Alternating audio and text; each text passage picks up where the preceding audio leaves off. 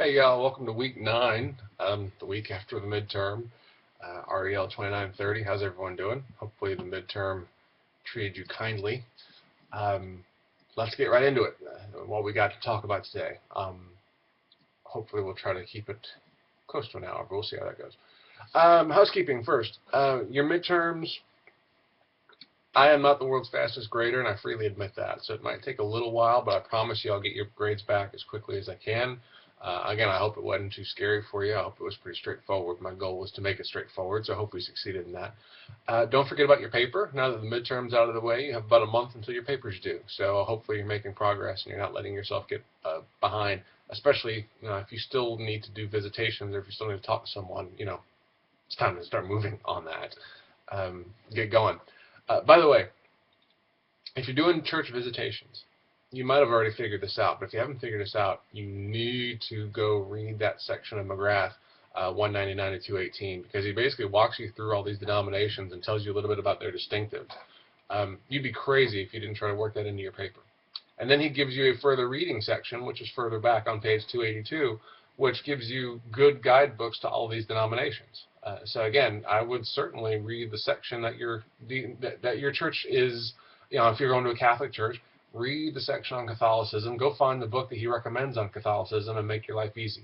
Because remember, for these church visitations, one of the things I'm looking for is background on that denomination, and it's basically handed to you here.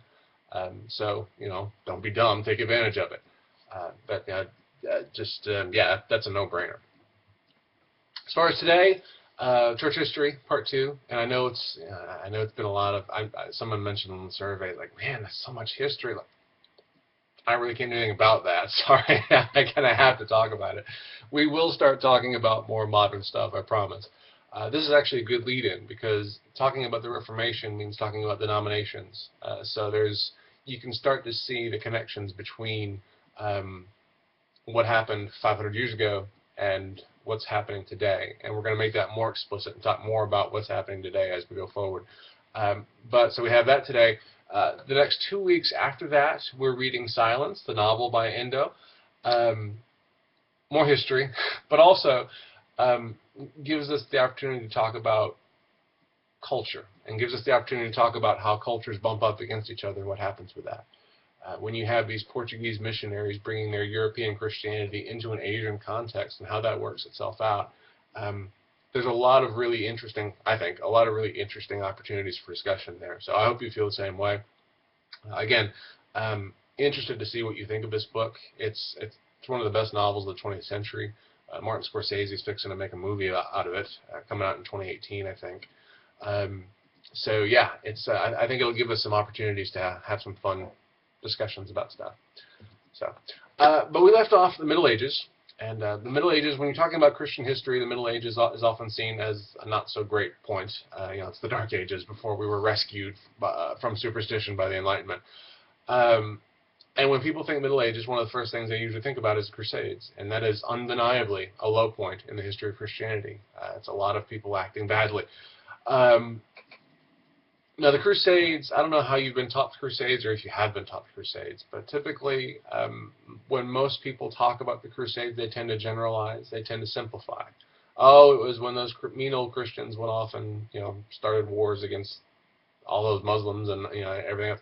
And there is truth to that, obviously. There is a part of that, and not only Christians not only killing Muslims, but Christians killing other Christians as well. So again, it's not a point that Christians look back to and say, yeah, we can be proud of that. But it is more complicated. Crusades were more complicated than they're often made out to be. There's a lot more going on. And I think one of the main things that's going on is this idea, of culture. Culture is bumping up against each other and how doctrine is affected. And here's what I mean by that.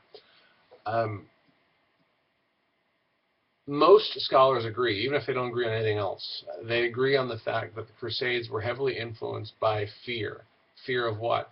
Fear of new cultures, fear of exposure to people who look different, think different, act different, so on and so forth.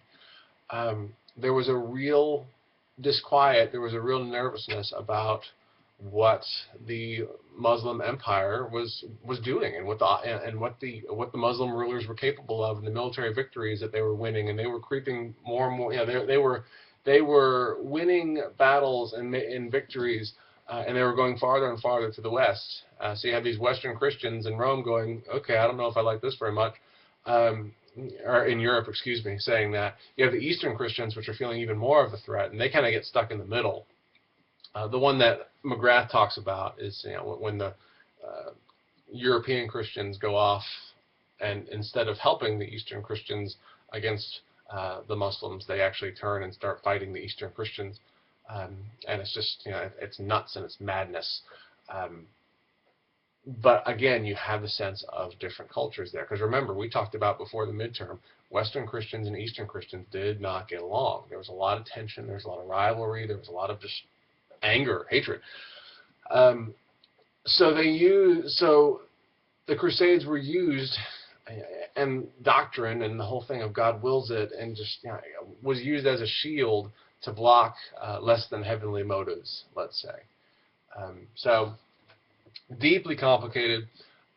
Not anything that a Christian looks to and says, hey, yay, that's fantastic.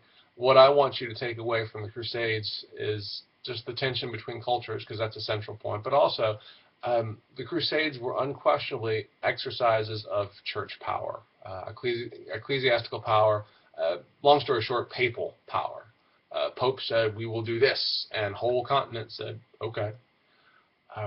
This was the papacy. McGrath, the way McGrath puts it, he says it's the papacy at its height, and it absolutely was, because these popes said, we're going to war, and all of these kingdoms and all of these kings and soldiers and everything else said, okay. And they all moved at the direction of the Pope. So you have the Pope with this just awesome amount of power. The most power that a Pope would ever have is in this era. They're fixing to get knocked down a few pegs, and we'll get into the Reformation and see how that plays itself out. But this is the moment where you have, and this is going to be a common theme. It's been a common theme in class. It's going to be a common theme today. This whole idea of church and state and how they're related. The Crusades is a clear example of a church that had monumental, massive control over state power. And if the Pope said go, the state power said okay. And this is one example of how that got everyone into trouble. Because it was hard to tell where political power left off and theological power began. And here's where it gets complicated. And here's where people, I think, really recoil. Because you have these popes. They have all this power. Why do they have all this power? Well, because one of the main reasons they have all this power is because they have say-so over your eternal soul, right? I mean, you could, if a pope said, I'm sorry, you're excommunicated, that meant you were going to hell in Middle Age belief. I mean, that was just, that was the worst thing that could possibly happen to you. And the Pope held that power. So the common belief was, if you were excommunicated from the life of the church, then you were cut off from God's people. The only destiny for you was separation from God's people, and that meant hell. And in the Middle Ages, hell was taken very literally. So we're talking fire and just torment, and these things that were enough to scare the bejesus out of anybody. And the Pope held this authority. So that's why you have the popes kind of looking around saying, when we say jump, the kings of the world say how high. This is pretty good. And the way even the popes themselves talked about it was they talked about greater and lesser lights. They looked up at the sky for an analogy. They said, okay, the sun is the greater light, it's the king of the day.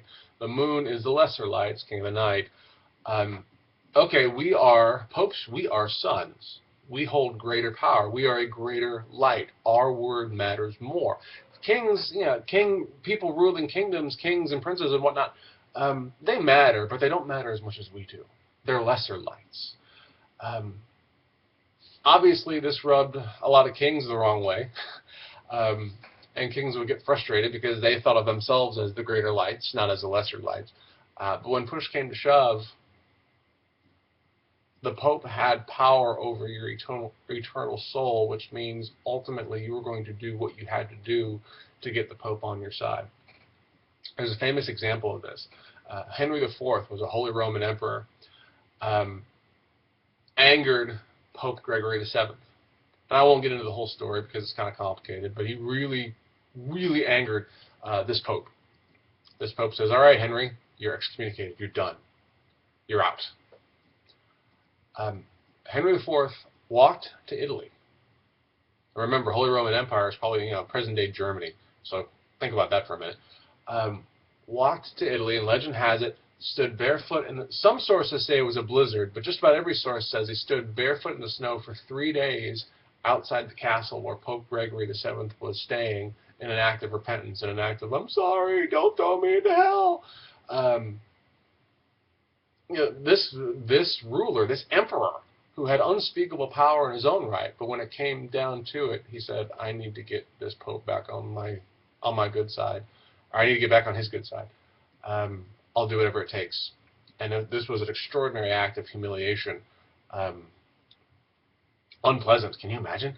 But in Henry's mind, his eternal soul is on the line, and this is what he has to do in order to get into the Pope's good graces. So yeah, when push came to shove, the popes in the Middle Ages, they were the ones that ordered everything. They were the ones that said, yes, this is what is, and all of you get in line.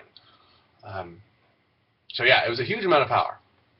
And obviously, we'll get into this in a little bit, but when power is that centralized, that concentrated, the old Lord Acton saying, absolute power corrupts, right? Our power corrupts and absolute power corrupts absolutely. Yeah, you see that. And you see the Catholic Church, even after the Reformation, and we'll get into that in a little bit, you see the Catholic Church have to respond to that and have to reform itself and clean itself up, but we're getting ahead of ourselves. So the Middle Ages are often, they're known as the Dark Ages, this kind of violent, ignorant, superstitious time. Truth is, that's a simplification. There was a lot more things going on than just that. And the Crusades were certainly not the only element of the Middle Ages that require discussion. We also need to talk about scholasticism. This was also, by the way, partly a reaction I don't want to say against, because that's not the right word, but partly a reaction to the fact that these Christians were starting to meet Jewish scholars. They were starting to meet Muslim scholars. They were starting to meet scholars from different parts of the world who saw things differently from they did. So there was a pressure upon them to hammer out what they believed and why. Hammer out what we might call today systematic theologies. And that's what scholasticism is all about, putting together systematic theologies for believers, but just knowing why you believe what you do. The phrase that Anselm of Canterbury used was faith-seeking understanding, and this is a beautiful motto for scholasticism in general in this time period. Because it's not understanding to challenge the faith, it's understanding to bolster, to reinforce the faith in which I already have. And that was really what was going on with the scholastics. So you have Anselm of Canterbury. I mentioned Aquinas already. I'm going to mention him again because he's really, really important. Thomas Aquinas, doctor of the church. I would argue that he is the single most influential theologian in the modern Catholic Church. He's not quite as influential in Protestant churches, but when it comes to Catholic doctrine, Thomas is at the top. I mean, not counting Paul and biblical sources, obviously. But when it comes to theologians outside the Bible and their influence on the church today, when it comes to the Roman Catholic Church, I would make the argument that Aquinas is it. Aquinas is unbelievably influential, even today. So what did Aquinas do?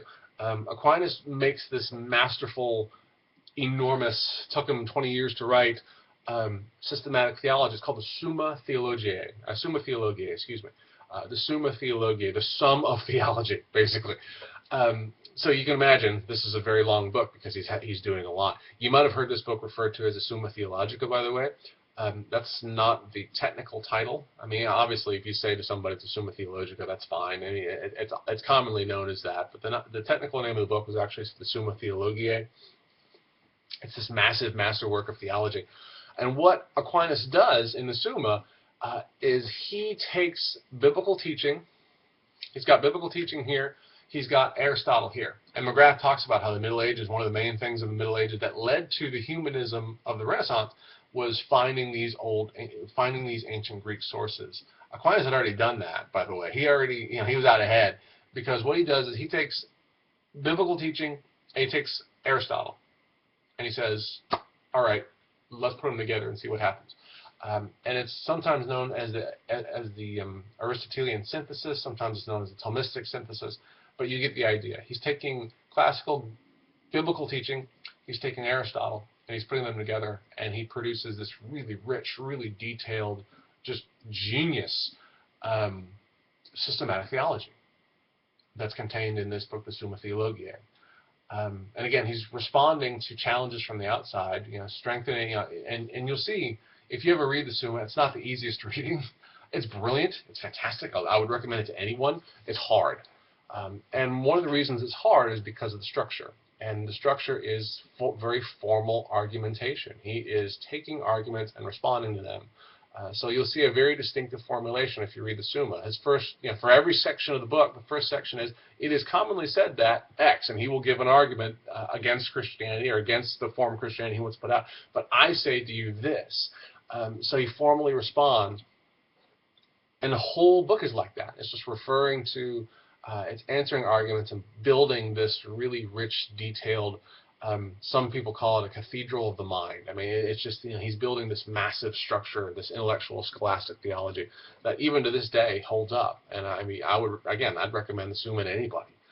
Just know that you're in for, it's not the easiest bit of reading you'll ever do.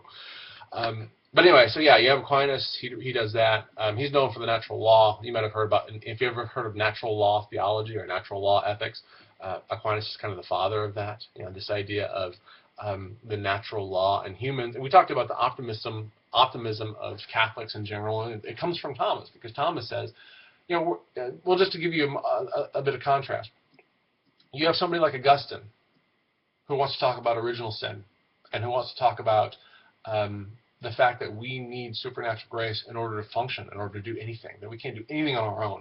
And this is something the reformers are going to pick up and go, yes, Augustine, we like that. Aquinas talks about natural law, and he says, no, we've been given reason. We've been given the ability to think and to work things out. We can, through the force of our reason and Scripture and everything else, we can kind of figure out the world the way it's meant to be. And we can function in that. And that's basically, it's figuring out the natural law, the way the world works according to the way God designed it. Aquinas is optimistic. He says, we can find this. The Protestants look at Aquinas and say, he's a little bit soft on sin. He's a little bit soft on human frailty, human depravity, because he's got a more optimistic framework. He says, no, we've been given reason and we can use it and we can do a lot of good things with it. Whereas the reformers, building off of Augustine, say, no, we are so sinful and flawed, and this is who we are, that we need supernatural grace in order to do anything. Our reason has been corrupted. If we rely on reason, we're going to get ourselves in trouble. So it's a really interesting tension. It's a really interesting debate that's ongoing. I think goes on even to this day. But it's the place of humanity. What is humanity capable of? What can reason accomplish? And there's two different views. There's kind of the Aquinas view and there's the Augustine view. And the different wings of the church are going to build off that, as we're going to see. But anyway, so you have Aquinas doing this Aristotelian synthesis. This is a major thrust of the Renaissance in humanism as well. I mean, and this is reviewing your reading from 2 weeks ago, but I just want to get caught up. What kicked off the Renaissance was this humanism, this idea of back to the sources. And again, notice that Aquinas was way ahead of them in that. But widespread movement in kicking off the Renaissance was this humanistic movement that said we need to get back to the sources. What did it mean for them? It meant primarily Greek philosophy. What did it mean for Christians in this time period? It meant the Scriptures. We talked about the centralization of the Pope's power, all of the stuff that kind of built up around that, all of the tradition, all of the stuff that is really, that the Reformers said, I don't see this in Scripture. Why are we even doing this? All of that built up. So you have this movement, these humanists saying back to the sources, and for people in the church, they're looking around saying, what's our sources? Our source is the New Testament. That's our primary source material. So if we want to go back to the sources, we need to get back to that. And what did that mean? It meant a few things. One of the things it meant was getting a workable Greek translation. And that Erasmus is huge for that, and McGrath talks about Erasmus. Basically, they were working off the Vulgate, which was the Latin translation, which came from Jerome.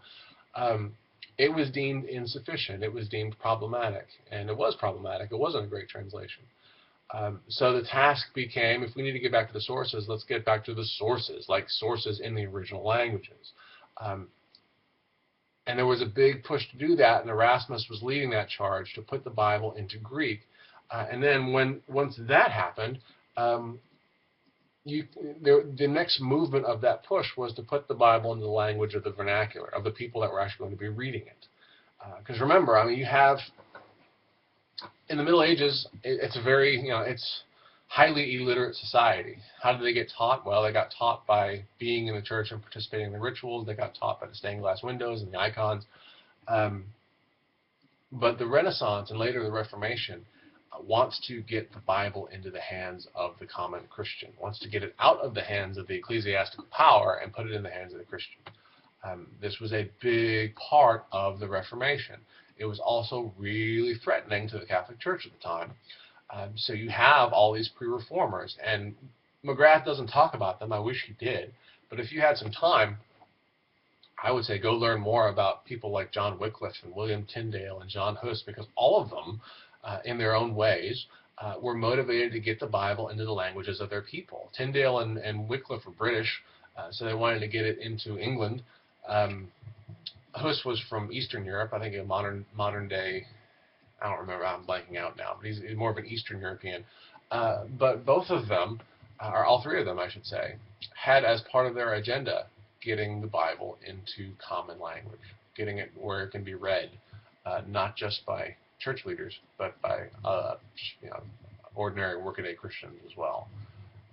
It was very threatening to the Catholic Church, as I mentioned, and Tyndale and Hus lost their lives for it.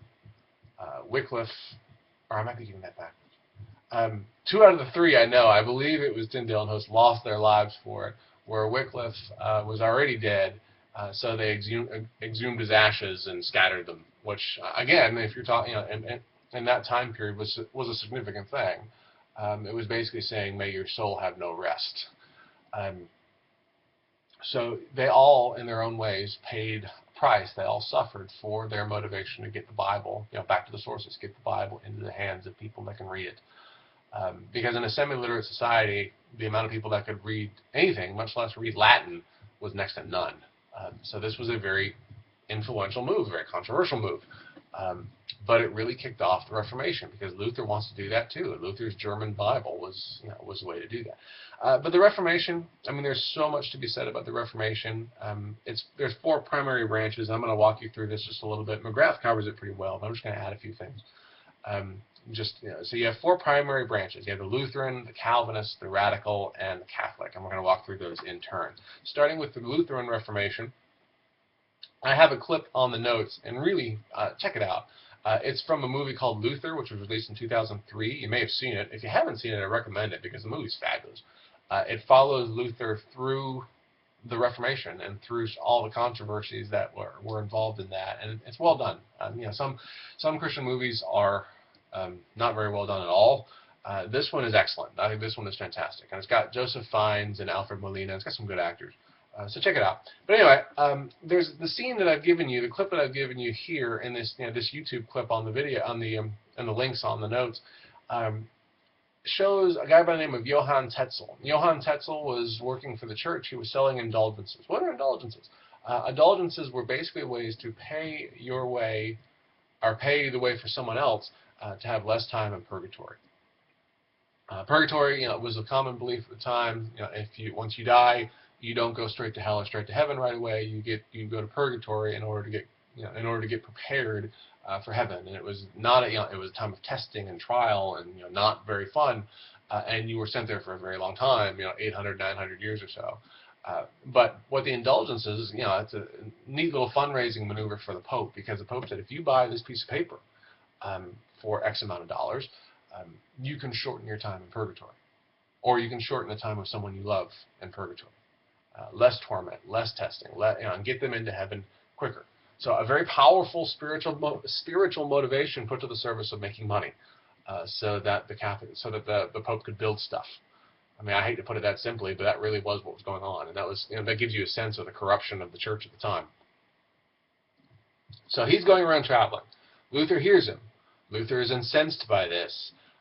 He says, no, that's not the way it's supposed to be. Luther, at the time, being a university professor at Wittenberg, and he reacts. And Luther, what I want you to understand about Luther is that he was the perfect person at the perfect time.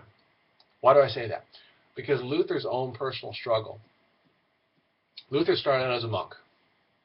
Started out as a Catholic. I mean, he had no interest in leaving the Catholic. Even after the 95 Theses, he didn't. He wanted to reform. He didn't want to separate. Separating only came later, once it was too late to. Once there was no going back, if you will. But he was a monk, and not only was he was a monk who was obsessed with his own sin. And the scholars tell us that he would spend just hours and hours in confession, and he would confess the most ridiculous things, which weren't really sins. Hey, I slammed the door behind me. Yeah, just stuff that was just ridiculous. But he was so scared of having any sins hang over his head that he wanted to make sure he confessed all of them. He was a very, what you might call today, very legalistic to himself. When it comes to keeping track of his sins versus his good works, and just making sure that the good works outweigh the sins, and trying to making sure that he is consciously asking forgiveness for all of his sins. You can't live like that. Or at least, Luther, I mean, he was bound to run into a crisis, or bound to drive himself crazy, because it's just a really hard way to live, right? I mean, oh, goodness. So he is in a bit of, he goes into a bit of a crisis period. He's meditating on Scripture, and I think I mentioned this before. He finds the first chapter of Romans 1:17, and the idea of justification by faith alone. It's not your good works that win God's favor. It's already been done. When in the work of Jesus, that the only work that is necessary has already been done, but you didn't do it. Jesus did it. What do you have to do? You have to put faith in the one who did this for you. Justification by faith for faith. And that was the beginning of the Lutheran Reformation. That was the beginning of the revolution in Luther's head, but also this, this idea for Luther that, hey, it ain't about what I got to do or what I don't have to do or what I have to apologize for. It's already been done. The work to please God is impossible for me to do. I can't. But the good news is it's already been done. And all I have to do is put faith in the one who did it. And set against the backdrop of indulgences, buy your way out of purgatory. This is a revolutionary. This is absolutely a new thing. So you have Luther then. He makes this breakthrough. And then he hears Tetzel preaching indulgences. And he kind of intuitively gets the problems with that, and just the and not only just the corruption of it. I'm going to take your money and give you a piece of paper, but also just the idea of this system is ensnaring people and putting them on a treadmill they can never get off of. When he's made this breakthrough, saying you don't have to be on the spiritual treadmill anymore. The work's been done. You just have to justification by faith alone. You can see where he would be at odds with the church teaching at the time. So he goes to the Wittenberg church door in 1517. The 500th anniversary of this is coming soon. That's going to be a big deal in Germany, I imagine. So he goes to the Wittenberg church door in 1517, and he has the 95 Theses. What are the 95 Theses? You may have seen this, or it often gets represented as this big dramatic movement, like, I stand here and pound this into the door to state my displeasure with the church. It's a little bit more understated than that.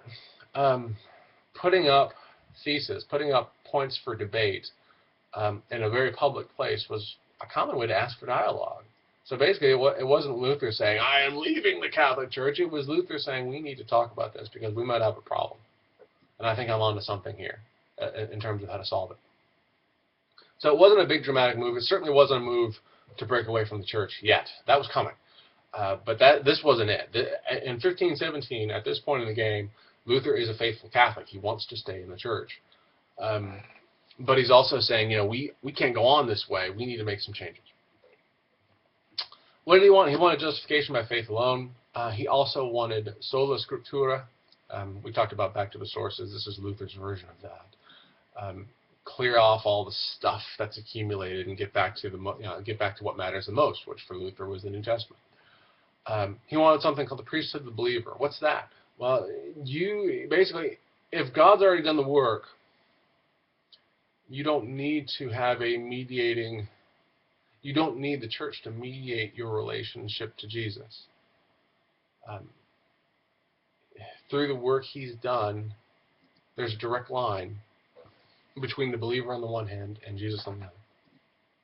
Whereas church teaching at the time, no, your relationship to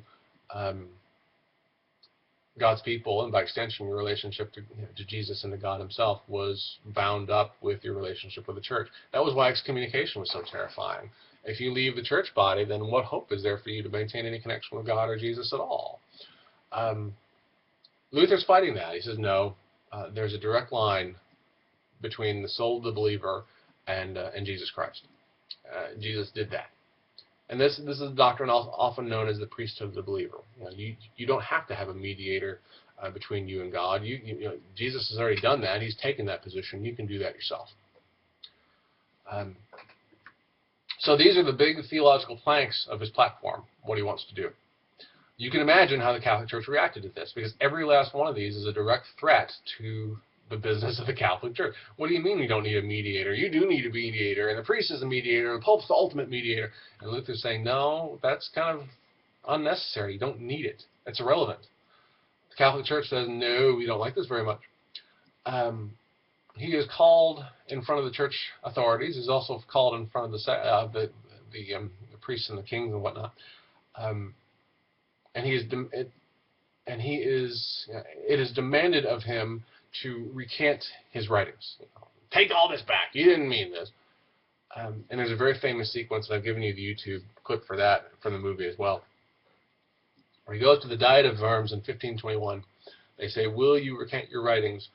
He basically says, if you can show me in Scripture where I'm wrong, then yes, I will recant. Otherwise, I won't. And the famous line, here I stand, I can do no other. God help me. Because he was facing excommunication, he was facing the threat of physical violence. But even so, he stands up and says, if you can show me where I'm wrong in Scripture, great. If not, sorry, I can't recant. I cannot go against what I've been shown. I just can't do it. And this was, this is the kicking off point. This is when the Reformation really got going.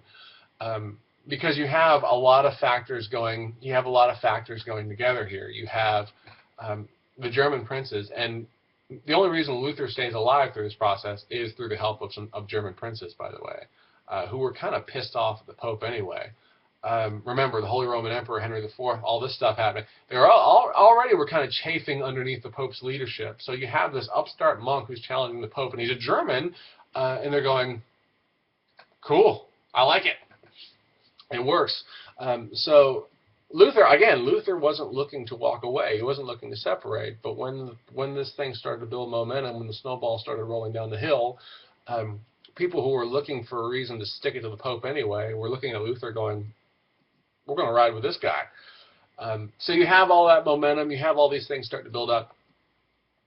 And it's a really interesting period as far as Luther, and rightfully so. He is known as the figurehead of the Reformation because his action, his courage really gets this going. I want to mention one part of Luther's story, though, that I think is really fascinating. Again, that McGrath doesn't talk about. And it's a guy by the name of Thomas Müntzer. Müntzer was a follower of Luther, someone who admired Luther, respected him tremendously, was all about what Luther's program and what he wanted to do. Sola Scriptura, that's awesome. What does the Scripture say? Well, Paul says in Galatians 3:28, there's no longer Jew nor Greek, there's no longer slave nor free, there's no longer male and female, for all of you are one in Christ Jesus. Müntzer looks at that and says, well, all right, well, if it's Sola Scriptura, and Paul just said we're all on an equal playing field, then why do these political hierarchies exist? Let's burn it all down.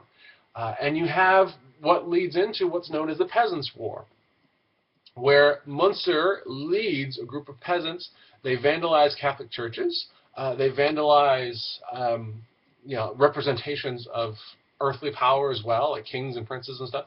And they basically stand up and say, no, you don't hold any authority over me, because Luther said it's just about Scriptures now, and Paul said in the Scriptures that we're all on equal playing field.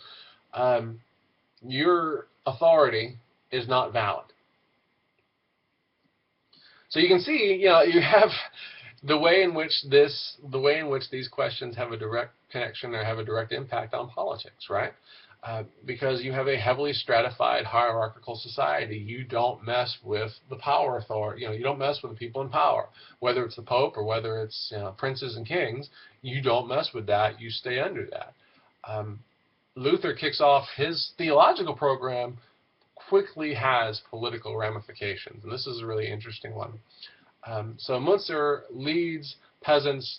They revolt. They try to throw off all authority and hierarchy, whether it's church hierarchy or political hierarchy. He says, "We are free men." Now, how do you think Luther reacts to this? On the one hand, it's clearly influenced by Luther. On the one, it's following in the spirit of Luther, you might think. No, Luther was horrified by it. And he wrote something, and I've asked you to read it. It's short. It won't take you very long to read. It's called "Against the Robbing and Murdering Hordes of Peasants." So you can kind of get a sense of where he's going. But it's a letter that Luther writes to the German nobility. And I'm going to quote you an excerpt just so you can get a flavor of what's happening. He writes, "Stab, smite, slay whoever can." Remember, talking to the nobility about the peasants. He's saying, stab, smite, slay them. If you die in doing it, well for you. A more blessed death could never be yours, and you die obeying the divine word and commandment in Romans 13, and in loving service of your neighbor, whom you are rescuing from the bonds of hell and of the devil. And so I beg everyone who can to flee from the presence as from the devil himself. Those who do not flee, I pray that God will enlighten and convert. As for those who are not to be converted, God grant that they may have neither fortune nor success. To this let every pious Christian say amen. For this prayer is right and good and pleases God, this I know. If anyone think this too hard, let him remember that rebellion is intolerable and the destruction of the world is to be expected every hour. So yeah, Luther, you would think Luther might be on board. He's not on board at all. He's the farthest thing from on board, and he's telling the German nobility, go put down this rebellion and kill these peasants. Because their rebellion, their threat to the social order, was not what Luther had in mind, was not an appropriate, for Luther, not an appropriate ramification of what he was doing theologically. So he would look at a passage like Galatians 3 and say, yes, we're all equal, we're all free in a spiritual sense. It doesn't mean we can throw off the political leadership. It doesn't mean that we're all anarchists now. And Luther, and I'm not going to test you on this, so you can go find out more about it if you want. Luther ends up developing a doctrine known as the two kingdoms doctrine, which basically says there are two kingdoms at work in the world. There's a spiritual kingdom and there's an earthly kingdom. And as a Christian, your rules and responsibilities differ depending to the needs of each kingdom. And for Luther, that meant, you absolutely serve in the army, kill, as you can see here, kill people, even serve as an executioner, and smile because you're fulfilling your duty to the earthly kingdom as part of your calling to Christ. So yeah, it's interesting, it's complicated, but but for Luther though, I mean the relationship between church and state for Luther is complicated because Luther's alive because of state power. He's against church power in the sense of centralized papal power, but it doesn't mean what he's arguing for the priesthood of the believer, almost a spiritual democracy, right? We don't need the power structures to mediate our relationship to Jesus anymore. We can go directly there. But for Luther, we still need the political power structures. That still needs to be there. So the relationship between church and state is fascinating. Moving on then, the Calvinist Reformation. Calvin comes a little after Luther. Another work of theology that you ought to be aware of, called the Institutes of the Christian Religion, published first in 1536. Another masterwork of systematic. Calvin was a brilliant theologian. He's still very influential today as a theologian. He's the father of the Reformed churches. So if you go to a Presbyterian church, if you go to a Reformed church, Calvin is typically seen as the father of those denominations. He led what was essentially a theocracy in Geneva. Geneva was where he kind of set up shop. And again, complicated relation between church and state. For Calvin, it's a little different. But for Calvin, the state power is meant to serve and uphold the power of the church and power, the fact that God was really in command of things. But pretty similar to Luther in some ways. Of course, Calvin's big controversy is the embrace of double predestination. If you've ever heard of this doctrine, predestination. Double predestination is not only are God's elect predestined for heaven, they can't do anything to change God's mind. God knew who he was going to choose before the beginning of time, and there's nothing they can do to change God's mind. If you're the elect, you're the elect, that's it. And you are predestined for heaven. Well, the backside of that is if you're not elect, there's nothing you can do to change God's mind. You are predestined for damnation. This is a doctrine which is still hugely controversial. Some Calvinist scholars want to actually say that Calvin didn't believe in double predestination. He gets credited with it or blamed with it, depending on your perspective. Some scholars want to argue that Calvin really didn't believe that. It was a case of Calvin's followers taking his beliefs and kind of expanding them and running with them.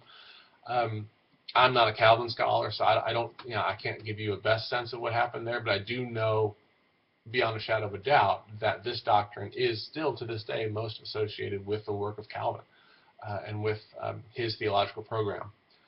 So you have this type of, and it's controversial even to this day. But what it shows, though, is that Calvin has an extremely high view of the sovereignty of God. Extremely high view, and that nothing that humans can do can affect the sovereignty of God, and consequently he has an extremely low opinion of humanity. There's nothing we can do,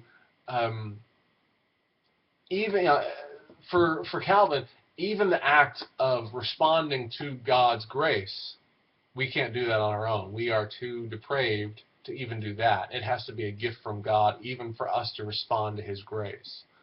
So there's literally nothing we can do to move towards God on our own. Every inclination in us is to move away from God.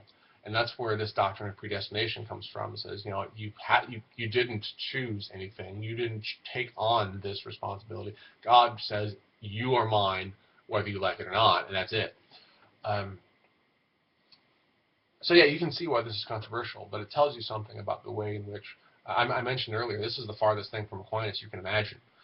Because Aquinas says, God gave us reason. We can use it to find him. Calvin says, your reason is completely corrupted. You can't find him on your own. The only way you can find him is if he makes himself available to you and actually orients you in the right direction. Otherwise, you're going to choose sin. You're going to run away from him. You're going to rebel. That's just who you are. So two very different views of human nature in these two scholars and theologians. Okay, so you have the Lutheran, you have the Reformed, you have the Radical Reformation. Why is it called? It's also called the left wing of the Reformation sometimes, or the Anabaptist Reformation. The Anabaptists are kind of the key figures here. The Anabaptists are the fathers of modern day Quakers, Mennonites, Amish come from this. The Anabaptists, the word Anabaptist literally means re-baptizing. So this is, a key plank for them is this idea of believers' baptism. It's a crucial point of disagreement. Catholics, obviously, but also Luther and Calvin practice infant baptism. You are baptized as a baby before you know any better. The Anabaptists say, no, that's not good. That's not what we're supposed to be about. Because if you do that, if you baptize people when they're infants into the community, not everyone you baptize is going to be an authentic member of the community. Is not going to be a part of the chosen people of God. Therefore, your church is going to be a mixed community. You're going to have believers, but you're also going to have non-believers in your community. You're not going to be able. It's not the true people of God. So the Anabaptist perspective says no. The people of God, the community of God, needs to be called out from the world, needs to be separate from the world. The mixed community is not going to work. The only people you need to allow in your church body are the people that have fully committed to this. And how do we know? Well, these are the ones that were baptized after they made confessions of faith as believers. So do you see the difference there? You see, in the Catholic Church, in the Lutheran Church, in Calvinist churches, they don't make that distinction. Basically, the church is there and everyone goes to church whether they're believers or not. It's just that the power of the culture was that overwhelming. But the Anabaptists say, no, that doesn't work. That's not what the church is supposed to be. The church is supposed to be the body of chosen, called out believers who have dedicated their lives to this. And baptism becomes a fundamental way of distinguishing who has and who hasn't. So believers' baptism is a huge part of what they want to do because it signifies chosen community or mixed community. And for the Anabaptists, there is no such thing as a church that's a mixed community. It is the chosen community, called out, separate from the world of God. And I mean, you think about their modern day. Well, take the Amish for example. There's a distinct and intentional movement away from larger society. There's a separating of themselves, a calling out, if you will. Say the world is over here, we are over here, and there is a distinct difference between the two.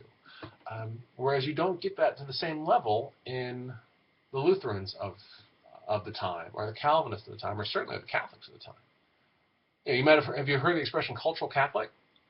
Cultural Anabaptist doesn't make any sense because it's just not what they see the church to be.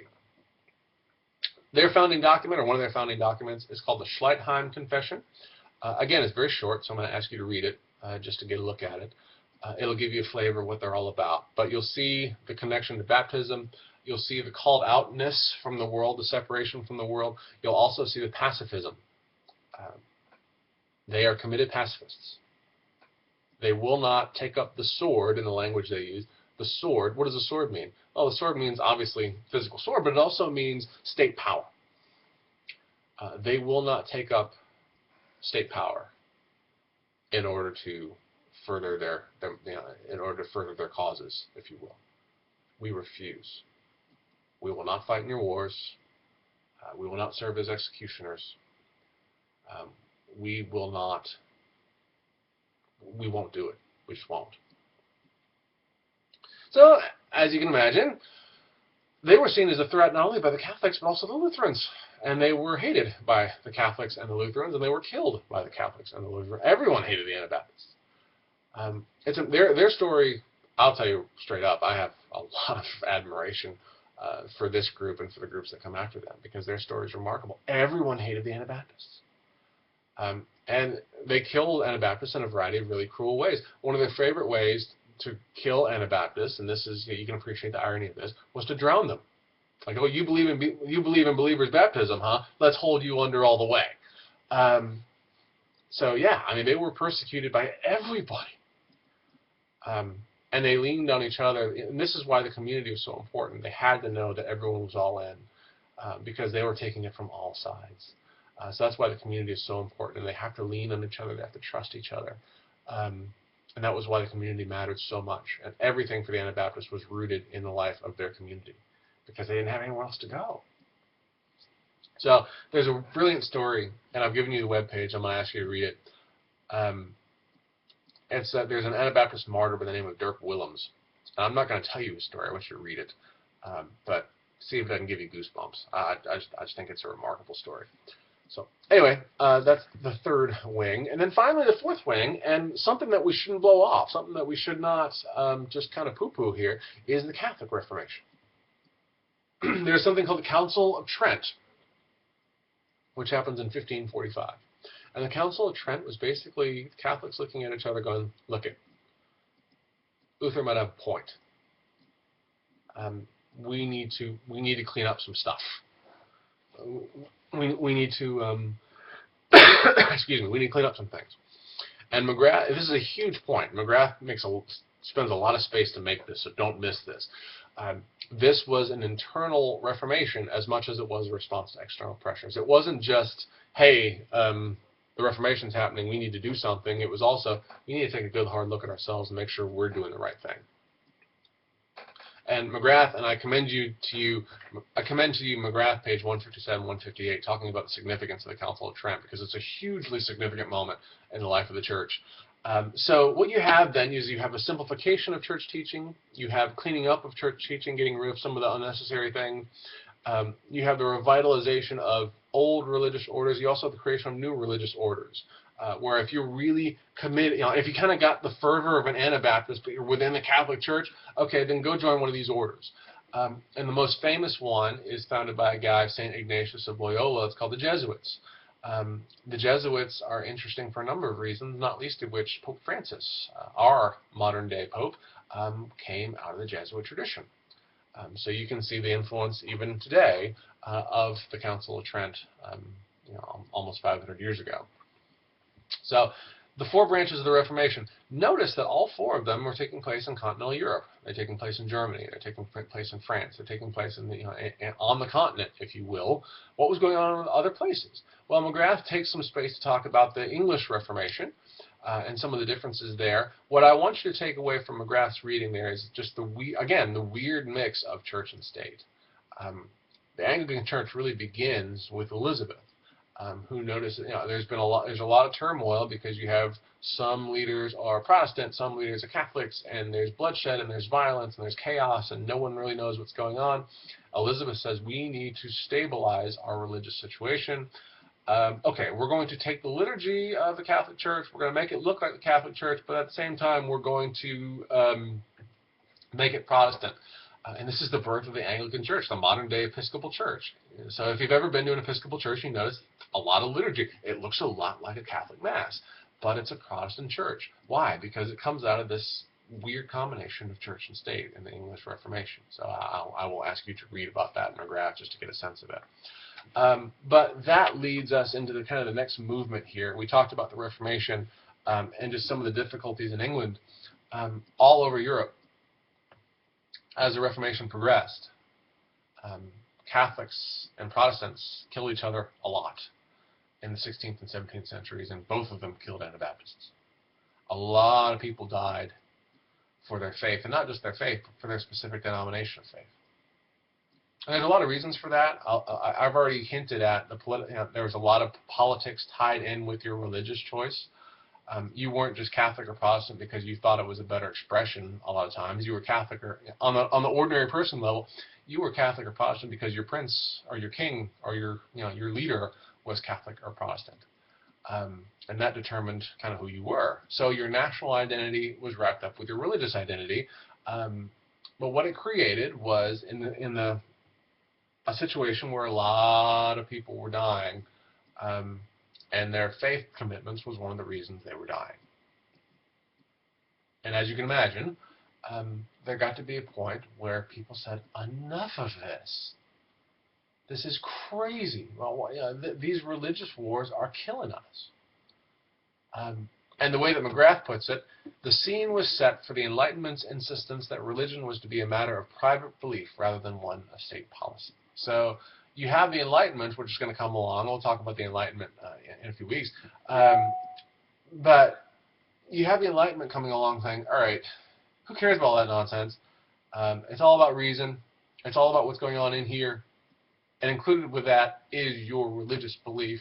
Make it something that happens in here, or maybe in here if you're really enthusiastic, but mostly in here. Don't connect it with politics anymore, and for the love of God, don't kill anyone over it.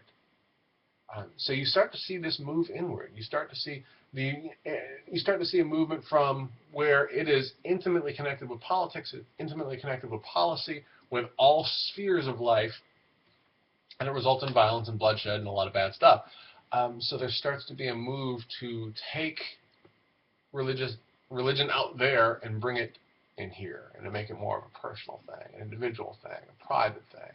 And this is a gross simplification, but you do see this move start to happen. So you have a move inward. At the same time, you also have the seeds of democracy beginning to be sown, partly as a revolt against church and state power too closely bound together. I already mentioned Munster. But it's interesting, as the religious Reformation proceeds, it opens the door for political reformation, for the birth of democracy. And a great example of this is the movement that McGrath points out, is the Puritans. The Puritans were catching a lot of pressure and a lot of persecution in England. What do? Well, we're going to leave. We're going to go to the New World and start our own city on a hill, start our own political structure in a place where we're not being killed for what we believe. So you have the politics and the religion. The changes that are happening in religion and the changes that are happening in politics happen side by side. And as there becomes more choices, if you will, as there becomes more denominations, there's also more of a push for democratic rule. So it's interesting to watch this happen. But you have one of the things that you have as kind of a byproduct of the Reformation, another one, is you have this move from head religion, to simplify things, you have this move from head religion to heart religion. The scholastics, remember I mentioned Aquinas, I mentioned Anselm, I mentioned these other people, all appear. That's not really fair to them, but what they're largely known for is this kind of intellectual structure of theology. Even Calvin is known for that. But there's a real focus on the head and on intellectual doctrine and how I perceive religion in my mind. But as the Reformation continues and as the Reformation grows and develops, there starts to be more religious expressions that take the value of experience and emotion into play. A famous one is John Wesley, who's the founder of the Methodist Church. I have a clip there that I want you to read, a short little clip, a short little web page that talks about his conversion. It wasn't a intellectual, cognitive act as much as it was an internal, emotional, experiential thing. And part of that is based on the fact that Wesley was influenced by the Pietists. The Pietists were a movement that was basically in response to the scholasticism. It's like, you know what, it's not enough for us just to believe it, we need to feel it, we need to experience it. It needs to be something that wraps up our whole selves, if you will. It's not just something that we kind of mentally aspire to and mentally check boxes in our head, like, yep, I believe that, I believe that, I believe that. It has to be more than that. It has to be real in our minds, but also in our emotions and our experience. And so you have another interesting contrast opens up, because you have these religious experiences, these religious denominations, which allow more room for emotion and experience. And Methodism is a classic example. You'll see many more as the years progress. But it's a counterpoint to the scholasticism of Aquinas. It's a counterpoint to even like the systematic theology of John Calvin, where it's not just this is what you believe, but it's also this is what you feel. So again, what you're seeing in total here, and what I want you to catch, is a move towards private individualism.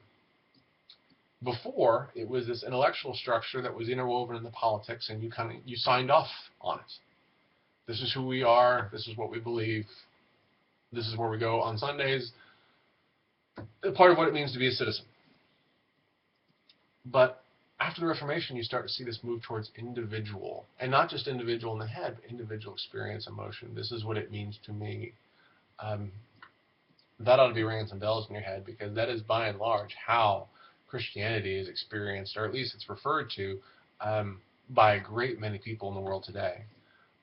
And you'll see arguments about Christianity in the public square all the time. It's one of the reasons that people get so hinky about overt displays of emotion in the public square. That needs to be a private thing, something you feel on your own, something that you are committed to.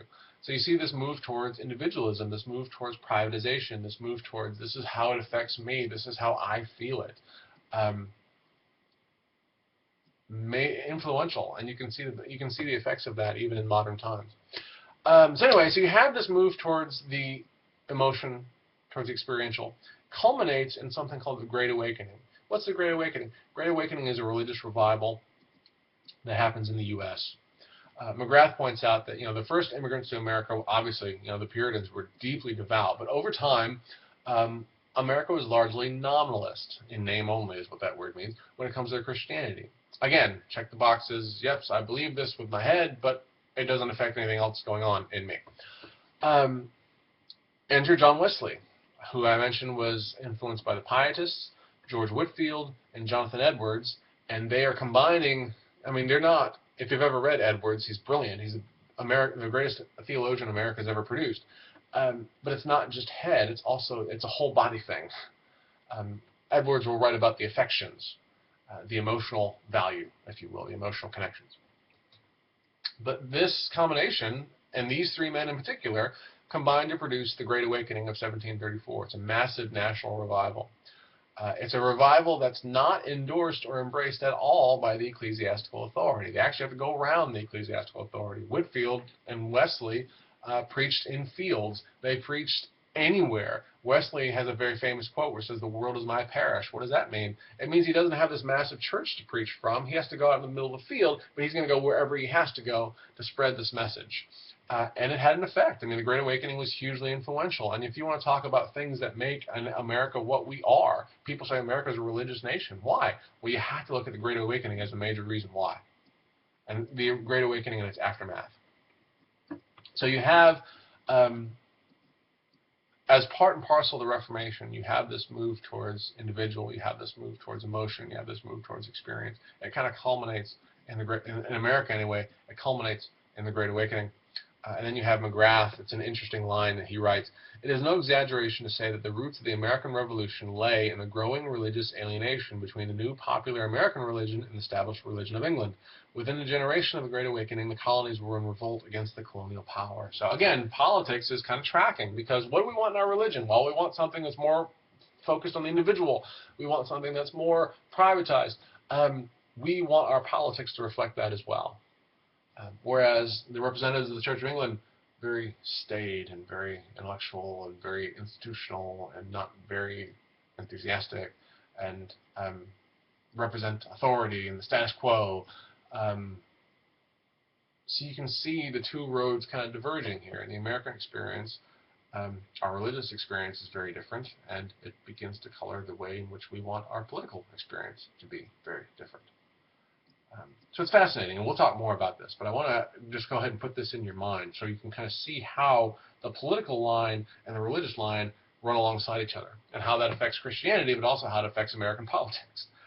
Christianity had a huge effect. I would say that there is no America if it wasn't for Martin Luther, because he is the catalyst for this big movement that leads away from institutional ecclesiastical authority to more of a decentralized power structure, a power structure that's more focused on the individual and the individual's relation to God as much or more as it is the institution's relationship to God. Does that make sense?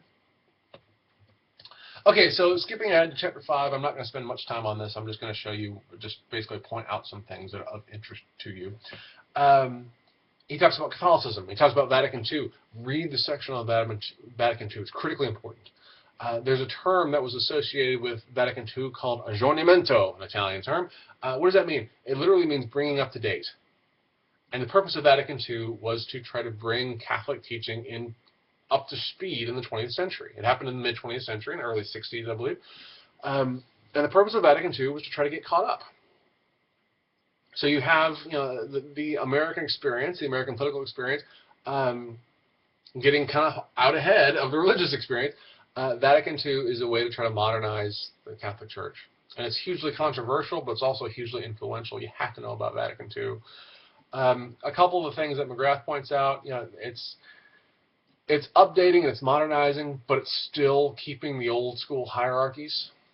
And you run into tension, because how can you maintain a hierarchical structure in a world which is growing to hate hierarchical structures? That's a problem even to this day. But in the mid-60s with Vatican II, you saw that, we're updating the Catholic Church. Does that mean we're decentralizing? Well, no, it's still the Pope and the cardinals and whatnot. Okay, so you're still playing that ecclesiastical authority card. How do you do that in a day where all authority is distrusted? How does that happen? And there's no easy answer to that. It's a tension they're still working through. But the other thing that comes up is the global South. And even to this day, if you study Catholicism today, like any of you going to Catholic churches, one of the things I want you to look for is demographics. And what do I mean by demographics?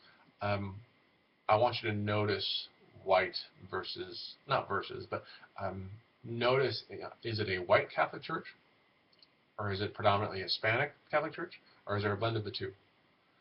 Because when it comes to the Catholic Church, the white Catholic Church is kind of plummeting in denominations.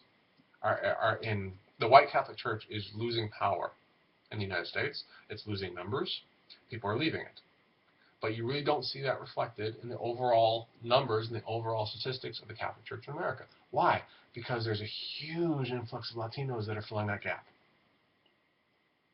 And you have, even with Francis, you have the beginnings of the influence of the global South on the Catholic Church. And the implications of that are fascinating. We could talk about that forever. But just be on the lookout for that while you read McGrath's section. He talks about Eastern Orthodox. There's an interesting line in the connection to the Orthodox Church. It says, God became human in order that humans might become God. Very, very different from Calvin and Luther and the like. They would look at a phrase like, humans might become God. That's blasphemy. You can't do that. But this is part of Eastern Orthodox theology. It's what their sanctification leads to. Not just child of God, but also God, small g. And it's interesting. It's an interesting point of difference. He talks about Protestants. Spends a lot of time talking about how Protestants are not Catholic, capital C, Catholic, but they are small c, Catholic. Know the difference between Catholic, like Roman Catholic, capital C, Catholic on the one hand, and lowercase Catholic on the other. Follow that conversation, how it plays itself out. He talks about sub-movements within the Protestant church, Pentecostals and evangelicals being the most important. Learn about that. I know many of you probably would fall under the heading of evangelical. If you grew up like I did in the Southern Baptist tradition, and if you still hold that tradition, you're an evangelical. Now, these movements are interesting. Both Pentecostal and evangelical are interesting because they're not necessarily connected to denominations. It's not a Baptist thing. It's not a Presbyterian thing. It's not a Lutheran thing. It's a movement within all of these denominations. You can be evangelical Lutheran, or you can be non-evangelical Lutheran. You can be evangelical Presbyterian, or you can be non-evangelical Presbyterian. It's not something that's confined to a specific denomination. It's kind of a movement that's happening within it. Pentecostals, to a lesser extent, but still true. I mean, you can speak in tongues and not necessarily be in a Pentecostal church. Or an Assemblies of God church. There are people within a wide range of denominations who would claim themselves to be Pentecostal. So yeah, you have these, and it's really interesting. So you have these movements that are coming up within denominations, and it really is, it's kind of a foretaste of where we're going. And hopefully I'll get a chance to talk more about this in later days. And nowadays, when it comes to denominations, denominationalism is under steady decline in this country. What do I mean by that? Even 50 years ago, what your denomination was mattered a lot. But nowadays, denominations aren't really that important. There's not as distinct of a line, oh, I'm Catholic, so I'm over here, but oh, you're a Baptist, so you must stay over there, and there's a sharp line between it. I mean, that still exists in some quarters, but those divisions are kind of going away. You're seeing the rise of non-denominational megachurches, huge churches that don't really claim a specific denomination, or if they do, they're quiet about it.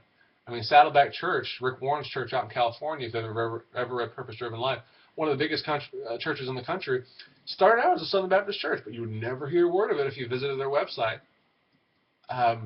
It's just not a draw. And in fact, it's the opposite of a draw. It turns people away.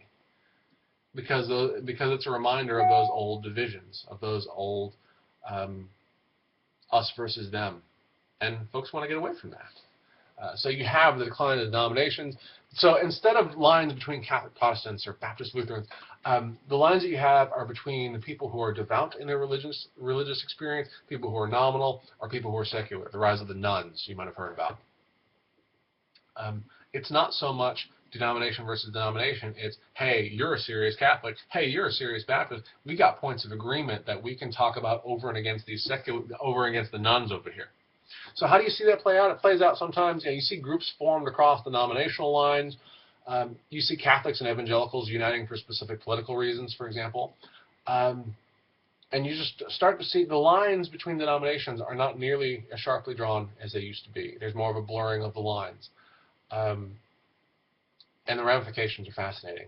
But anyway, that's the section that Chapter 5 ends with, so reads that. And I need to mention consumerism right quick. The rise of the non-denominational megachurch is often associated with this, sometimes I think unfairly. But you have the phenomenon known as church shopping, where it's like, well, I grew up Catholic, but I like the music over at this church, or I like the community here, or I like the pastor. The old divisions don't matter as much as current preferences. And that's an offshoot of consumerism. That's an offshoot of, I'm going to choose a religious experience that best meets my preferences and best meets my choices. And if that means I have to leave the denomination I was brought up in, more and more Americans are saying, I'm willing to do that. So it's fascinating, and it's just something to refer to you at the end of that chapter. So, gosh, a lot of stuff, and it went long. Sorry about that, but hopefully it's going to be helpful, and we will continue this conversation going forward.